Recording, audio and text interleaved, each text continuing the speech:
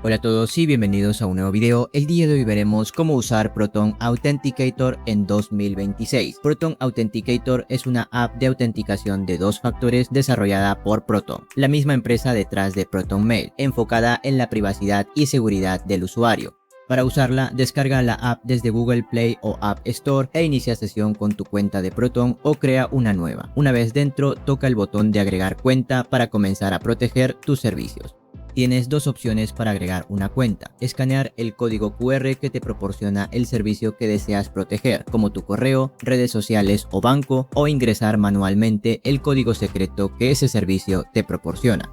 Una vez agregada la cuenta, Proton Authenticator generará un código de 6 dígitos que se renueva cada 30 segundos. Cada vez que inicies sesión en ese servicio y te pida el código de verificación, simplemente abre la app y usa el código vigente.